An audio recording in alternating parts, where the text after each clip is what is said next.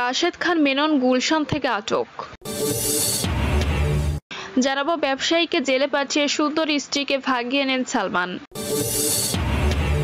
এবং সর্বশেষ জানাবো নির্বাচনে হাসিনার পতনের দায়ী গ্যাং অফ 4 ইন্ডিয়ান এক্সপ্রেসকে আওয়ামী লীগের নেতারা।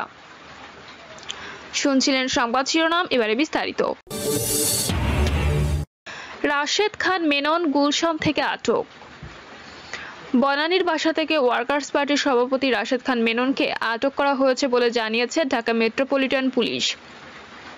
বিকেল 5:15 দিকে তাকে রাজধানীর গুলশান থেকে আটক করা হয়। ডিএমপির মিডিয়া ও পাবলিক রিলেশনস বিভাগ থেকে এ তথ্য নিশ্চিত করা হয়েছে। জানানো হয়েছে তাকে গুলশান থেকে আটক করে ডিবি কার্যালয়ে নেওয়া হচ্ছে। এদিকে ওয়ার্কার্স পার্টির কেন্দ্রীয় কমিটির সদস্য মোস্তফা আলমগীর রতন বলেন, রাশেদ খান মেননকে তার বনানীর বাসা থেকে বিকেল 5:15 ডিবি পরিচয়ের সাদা পোশাকের লোকজন আটক করে নিয়ে গেছে।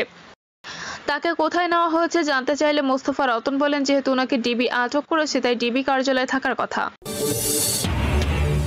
ব্যবসায়ীকে জেলে পাঠিয়ে সুন্দরী স্ত্রীকে ভাগিয়ে নেন সালমান।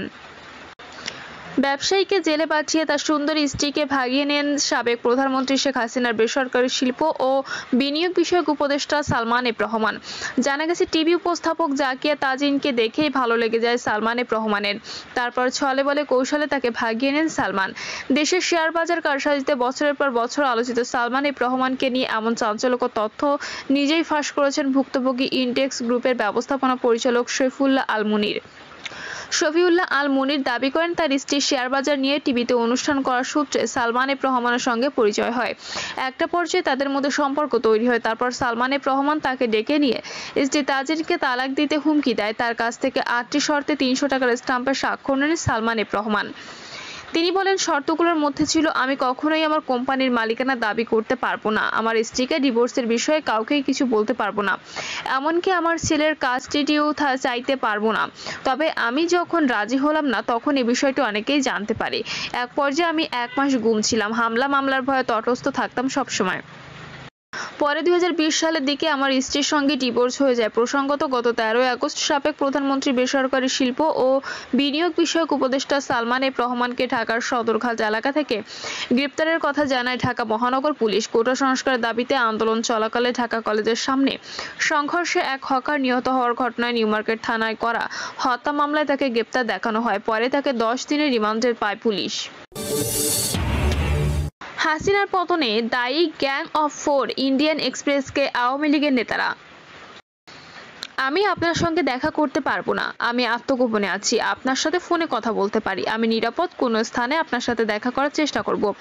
আপনার গতিবিধি পর্যবেক্ষণ করা হবে, যে কারণে আমি আপনার সাথে দেখা করতে পারবো কি না জানি না। ক্ষমতাচ্যুত শেখ হাসিনার মন্ত্রীসহ আওয়ামী লীগের কয়েকজন নেতা ও পূর্ববর্তী সরকারের সাথে সংশ্লিষ্ট অ্যাক্টিভিস্টদের কাছ থেকে এসব বার্তা পেয়েছে ভারতীয় সংবাদ মাধ্যম দ্য ইন্ডিয়ান এক্সপ্রেস। গত 1 সপ্তাহ ধরে দ্য ইন্ডিয়ান এক্সপ্রেসের সাংবাদিক শুভজিৎ রায় বাংলাদেশের অজ্ঞাত কিছু স্থানে তাদের কয়েকজনের সাথে দেখা করেছেন এবং বিএনপি ও জামায়াত ইসলামী সহ বিরোধী দলগুলোর প্রতিশোধের ভয়ে আত্মগোপনে থাকা এসব ব্যক্তির সঙ্গে কথা বলেছেন। তাদের সবাই প্রায় একটি কথা বলেছেন, হাসিনা দল ও জনগণকে ত্যাগ করেছেন। আওয়ামী লীগের এক নেতা হাসিনার কথা উল্লেখ করে বলেন, আপা আমাদের ছেড়ে চলে গেছে। নেতাকর্মীদের রেখে চলে যাওয়ায় এই একই অনুভূতি আরও অনেকে শেয়ার করেছেন। যারা 5ই আগস্টের ঘটনা প্রবাহ সম্পর্কে আগে কোনো আঁচি পাননি, সেই দিন শেখ হাসিনা পদত্যাগ করেন এবং তার বোন শেখ রেহানা সহ দেশ ছেড়ে পালিয়ে যান। শেখ হাসিনার ছেলে সজীব ওয়াজেদ জয় যুক্তরাষ্ট্রে এবং মেয়ে সাইমা ওয়াজেদ বর্তমান ভারতে রয়েছেন। আওয়ামী লীগের একাধিক সূত্র বলেছে, শেখ হাসিনা দেশ ছেড়ে চলে যাওয়ার সিদ্ধান্ত তার মন্ত্রিসভা এমনকি তার ঘনিষ্ঠ সহযোগীদেরও একেবারে বিস্মিত করেছে। আওয়ামী লীগের একজন নেতা বলেছেন, আমরা তার দেশ ছেড়ে চলে যাওয়ার বিষয়ে টেলিভিশন থেকে জানতে পেরেছি। শেখ হাসিনা এভাবে দেশ ছেড়ে চলে যাওয়ার সিদ্ধান্ত তাদের জীবনকে বিপদে ফেলেছে এবং বিক্ষুব্ধ জনতা, বিক্ষোভকারী রাজনৈতিক প্রতিদ্বন্দ্বী বিএনপি ও জামায়াত ইসলামী কর্মী এবং সুযোগ সন্ধানীরা আওয়ামী লীগ নেতাদের বাড়িঘর, ব্যবসা প্রতিষ্ঠান এবং পার্টি অফিসগুলোকে লক্ষ্যবস্তু করছে। তারা সেগুলো জ্বালিয়ে দিচ্ছে, ভাঙচুর করছে, লুটপাট করছে। আওয়ামী লীগের একজন নেতা বলেন, আমরা ঠিক সময় আমাদের বাড়ি থেকে বের হতে পেরেছিলাম যখন সেনা প্রধান বিকেল 3টার দিকে জাতির উদ্দেশ্যে ভাষণ দিচ্ছিলেন এবং লোকজন টিভি পর্দায় নজর রাখছিল। আরেক নেতা, যিনি শেখ হাসিনার মন্ত্রিসভার সদস্য ছিলেন, তিনি বলেন, ধরা পড়লে আমার পরিবারও আমাকে পিটিয়ে জীবন্ত পুড়িয়ে মারা হতো। আওয়ামী লীগের সাথে 15.5 বছরের শাসনামলে বিরোধী দলের নেতারা শেখ হাসিনা সরকারের লক্ষ্যবস্তু হয়েছেন। তাদের জেলে ভরানো হয়েছে, মারধর, ভয়ভীতি প্রদর্শন ও হয়রানি করা হয়েছে। কিন্তু হঠাৎ করে পরিস্থিতি বদলে যায়। সাম্প্রতিক ঘটনা প্রবাহের দিকে ফিরে তাকালে দেখা যাবে কেউ কেউ বিশেষ করে জুলাই মাসে ছাত্র বিক্ষোভকারীদের উপর গুলি চালানো হয় এবং তারপর 3 থেকে 4 আগস্ট যখন লোকজন রাস্তায় নেমে আসেন তখন দুঃখ প্রকাশ করেছেন। বিক্ষোভকারীরা 5ই আগস্ট যেদিন সরকার পতন হয়েছিল সেদিন কারফিউ ভাঙেন। সরকারের পতনের ঘটনায় আওয়ামী লীগের অভ্যন্তরীণ একটি গোষ্ঠীকে দায়ী করে একজন নেতা বলেন তিনি আমাদের কথা শোনা বন্ধ করে দিয়েছিলেন। নেতাদের একজন এই গোষ্ঠীকে দ্য গ্যাং অফ 4 বলে অভিহিত করেছেন, যারা তাকে মাঠের বাস্তব অবস্থা থেকে বিচ্ছিন্ন করে রেখেছিলেন বলে মন্তব্য করেছেন তিনি। এই গ্যাং অফ 4 হলেন শেখ হাসিনার ছেলে সজীব ওয়াজেদ জয়, বিনিয়োগ উপদেষ্টা সালমান এফ রহমান, আওয়ামী লীগের সাধারণ সম্পাদক ওবায়দুল কাদের এবং তৎকালীন স্বরাষ্ট্রমন্ত্রী আসাদুজ্জামান খান। আওয়ামী লীগের ওই নেতা বলেন এই গ্যাং অফ 4ই তার পতনের নেতৃত্ব দিয়েছেন। আর এই 4 জনের প্রতি শেখ হাসিনার অন্ধবিশ্বাস ছিল এবং অতীতে তার যে রাজনৈতিক প্রজ্ঞা ছিল তা তাদের কারণেই হারিয়েছেন। চলতি বছরের জানুয়ারিতে বিএনপি নির্বাচনে না আনাকে শেখ হাসিনার বড় ভুল হিসেবে বর্ণনা করা হয়েছে।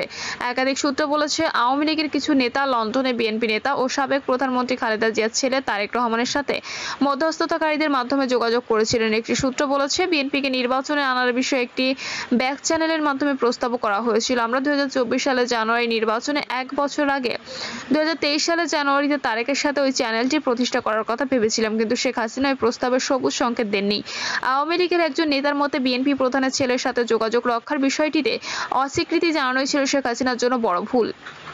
কেননা তত্ত্বাবধায়ক সরকারের অধীনে নির্বাচনে আনার জন্য বিএনপিকে প্রস্তুত করা হলে তা বিরোধীদের ক্ষোভ ও অভিযোগকে লাঘব করত। ওই নেতা বলেন আমরা দুর্নীতি, চাঁদাবাজি, পুলিশি নির্যাতনের কারণে জনগণের মাঝে তৈরি হওয়া ক্ষোভের বিষয়টি আঁচ করতে পেরেছিলাম এবং নির্বাচনের জন্য বিএনপিকে বোর্ডে আনা গেলে সেই ক্ষোভ থেমে যেত। সেটি করা হলে আমরা জিততে পারতাম এবং দলকে ক্ষমতায় রাখতে পারতাম। তিনি বলেন বিশেষ করে 2024 সালের জানুয়ারি নির্বাচনে জয় হওয়ার পর শেখ হাসিনা অনেক বেশি একগুঁয়ে হয়ে ওঠেন এবং কারো পরামর্শে কর্ণপাত করেননি বলে নেতাকর্মীরা মনে করেন। টানা চতুর্থ জয়ের পর তিনি অতিরিক্ত আত্মবিশ্বাসী হয়ে ওঠেন এবং কোটা সংস্কার ঘিরে শুরু হওয়া প্রতিবাদ বিক্ষোভে জনগণের ক্ষোভের মাত্রা বুঝতে ব্যর্থ হন তিনি। সূত্রগুলো বলেছে জুলাইয়ের শুরুতে বিক্ষোভকারী শিক্ষার্থীদের সাথে বসার জন্য কৌশলে কিছু নেতা শেখ হাসিনাকে আহ্বান জানিয়েছেন, কিন্তু তিনি তা প্রত্যাখ্যান করেছেন। পুলিশের গোয়েন্দা শাখার জুলাই মাসে বিক্ষোভ নেতৃত্ব দেওয়া ছাত্রদের তুলে নিয়ে ভয়ভীতি প্রদর্শন ও জোরপূর্বক আন্দোলন প্রত্যাহারের প্রতিশ্রুতি নিয়ে তাদের ছেড়ে দেওয়ার ঘটনা শেখ হাসিনা সরকারের কফিনে শেষে পেরেক ঠুকে দেয়। এই কৌশল হিতে বিপরীত হয়ে দাঁড়ায় এবং কিভাবে জোরপূর্বক আন্দোলন প্রত্যাহারে বাধ্য করা হয়েছিল শিক্ষার্থীরা তা প্রকাশ করেন। এর পরপরই কিছু ঘটনা ঘটে যার ফলে দেশ ছাড়তে বাধ্য হয় শেখ হাসিনা। প্রাণের ভয়ে আওয়ামী লীগের অনেক নেতাকর্মী ও বুদ্ধিজীবী দেশের বিভিন্ন সেনানিবাসে আশ্রয় নেন। এক বিবৃতিতে বাংলাদেশের